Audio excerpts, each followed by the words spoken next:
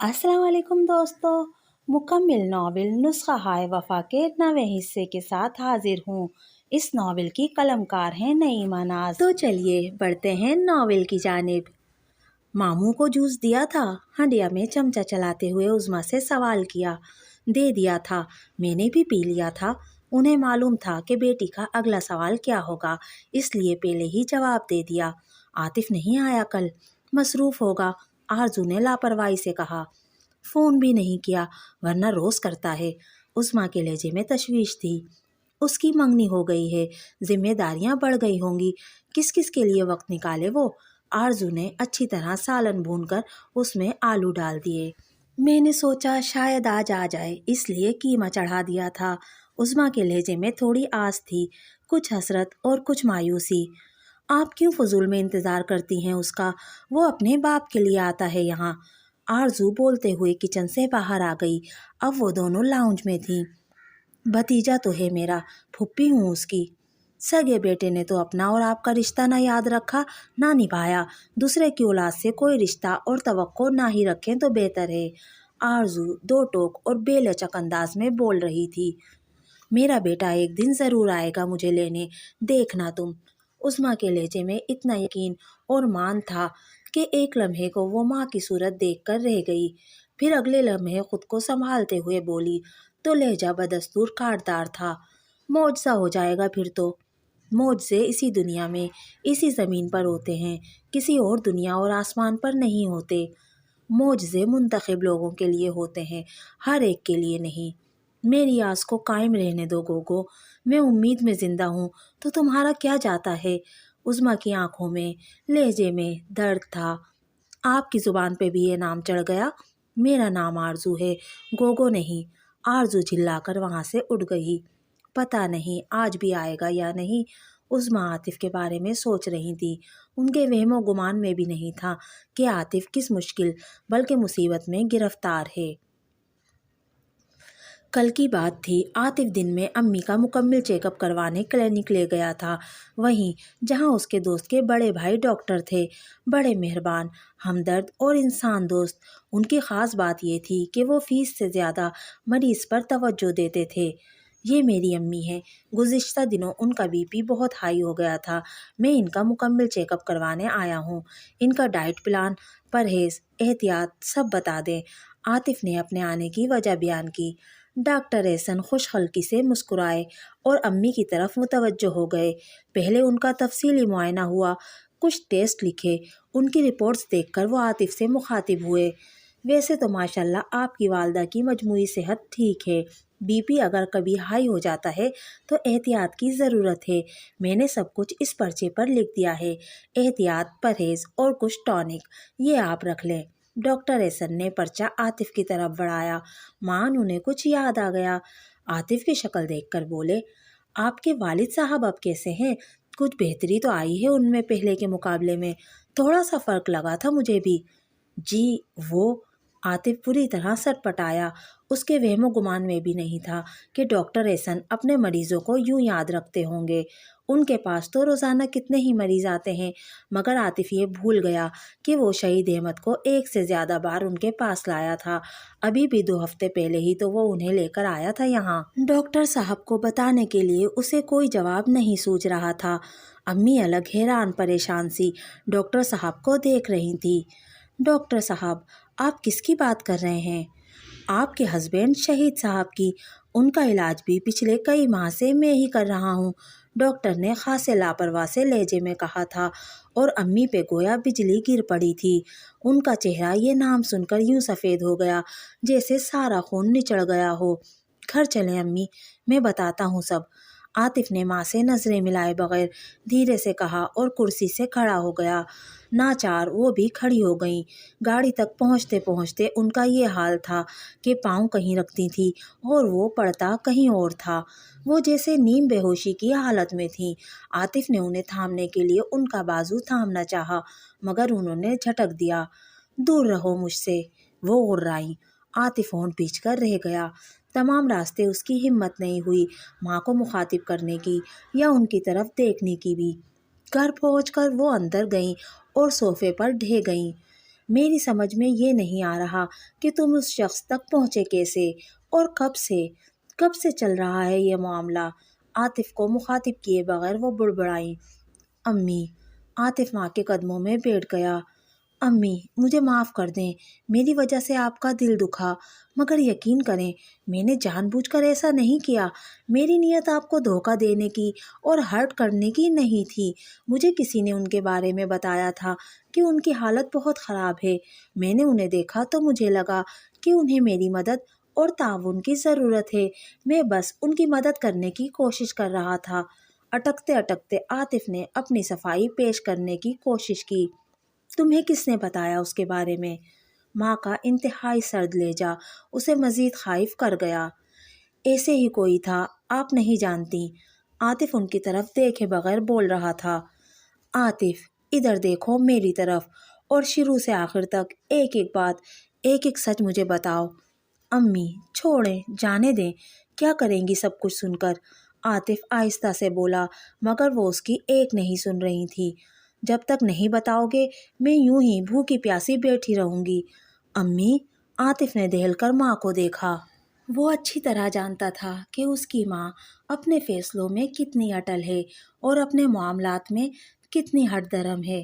اب عاطف کے پاس کوئی چارہ نہ تھا کہ وہ ماں کو سب کچھ سچ سچ بتا دے، اور اس نے بتا دیا۔ عاطف چہرے پر شرمندگی سجائے دھیرے دھیرے اٹک اٹک کر بول رہا تھا۔ وہ سن رہی تھی اور ان کے چہرے پر ایک رنگ آ رہا تھا اور ایک جا رہا تھا۔ عاطف خاموش ہوا تو ایک ٹک اس کا چہرہ دیکھ رہی تھی۔ تم میرے ہی بیٹے ہو نا میرے عاطف؟ کچھ دیر بعد جب وہ بولی تو ان کی آواز زخم خوردہ تھی۔ امی پلیز۔ عاطف تو تڑپ ہی گیا ان کی بات سن کر۔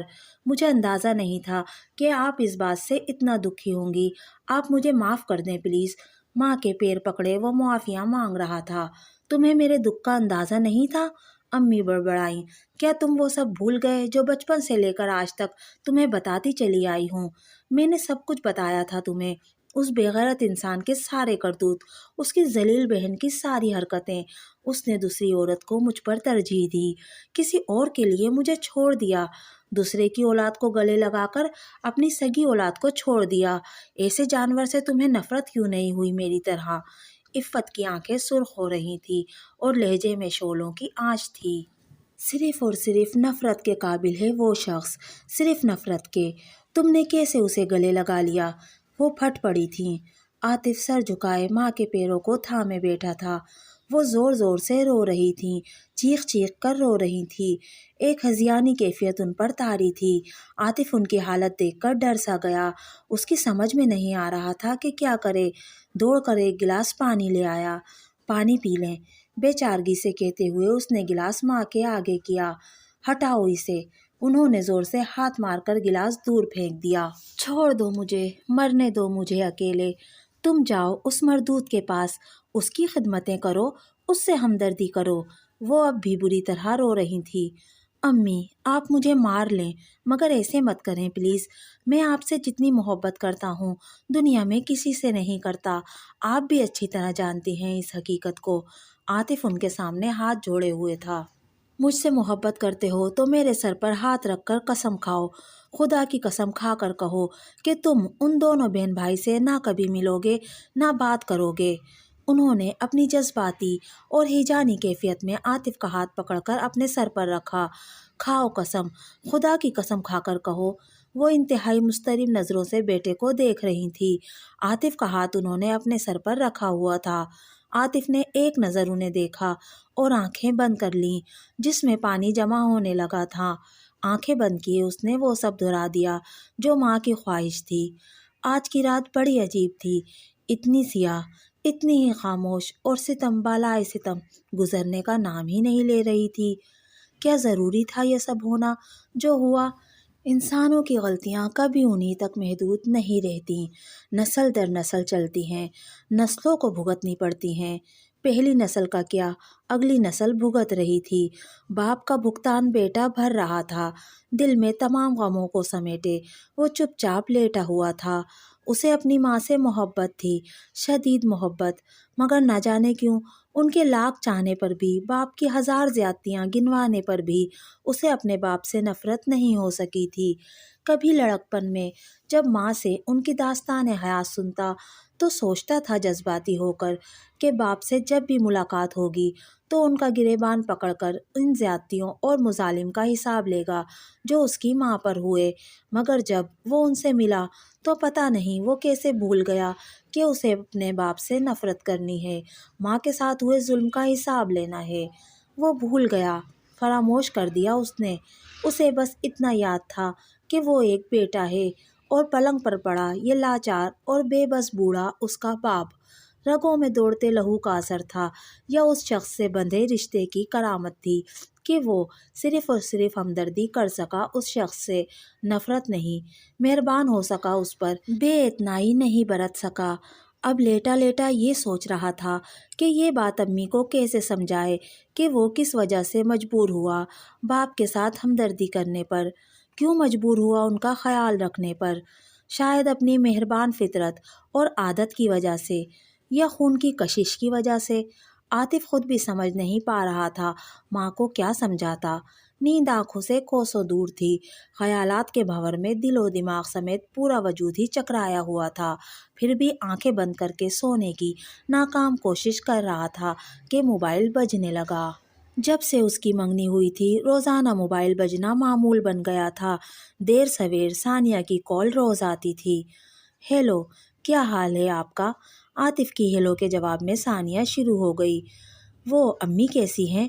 چیک اپ ہو گیا ان کا؟ کیا رہا؟ اس کے سوال پر سوال جاری تھے۔ دن میں روزانہ اپنی ہونے والی ساس سے باتیں کرتی تھی جنہیں ابھی سے ہی امی کہنا شروع کر دیا تھا۔ رات میں سونے سے پہلے بیٹے کا دماغ چاٹتی تھی۔ عاطف بھی کبھی کبھی یہی سوچتا تھا، حالانکہ بیچاری اتنی اچھی تو تھی، خوش مزاج، خوش اخلاق، بس ذرا باتونی تھی تو کیا ہوا، امی کو تو اس کی یہی عادت اچھی لگتی تھی، مینا کی طرح چہچہاتی رہتی ہے۔ اچھا ہے، میرا دل تو لگا رہے گا بہو کے ساتھ۔ امی ایک روز عاطف سے ہونے والی بہو کی تعریف کر رہی تھی۔ ہم لوگ کل آئیں گے امی کو دیکھنے۔ عاطف کے جواب کا یا کچھ کہنے کا انتظار کیے بغیر وہ اگلی بات، اگلا سوال شروع کر دیتی تھی۔ اچھا، مجھے تو امی سے زیادہ آپ کی طبیعت خراب لگ رہی ہے، آپ ٹھیک تو ہیں؟ میں ٹھیک ہوں، آپ کہتے ہیں تو یقین کر لیتی ہوں۔ چلیں آج اپنی پسند ناپسند بتائیں، کھانے میں کیا پسند ہے آپ کو؟ عاطف کا انٹرویو شروع ہوا۔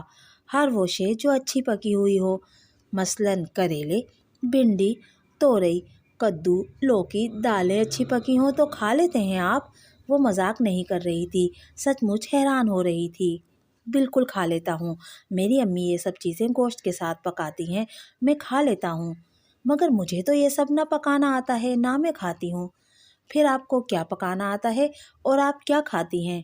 میں پیزا، شاورما، برگر، ایک ایک کر کے اس نے کتنے ہی جنک فوڈ کے نام گنوا دیے، اور ساتھ میں یہ بھی کہ یہ سب اسے بنانے بھی آتے ہیں۔ آپ ایسا کیجیے گا، کبھی اپنی پسند کا پکا لیجیے گا، کبھی میری مرضی کا۔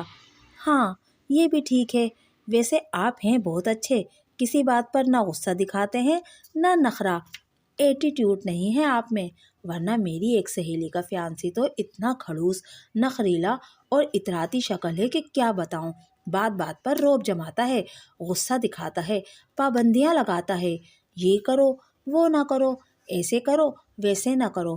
بیچاری ہما کی جان مصیبت میں آ گئی ہے، وہ اپنی سہیلی کا دکھڑا رو رہی تھی۔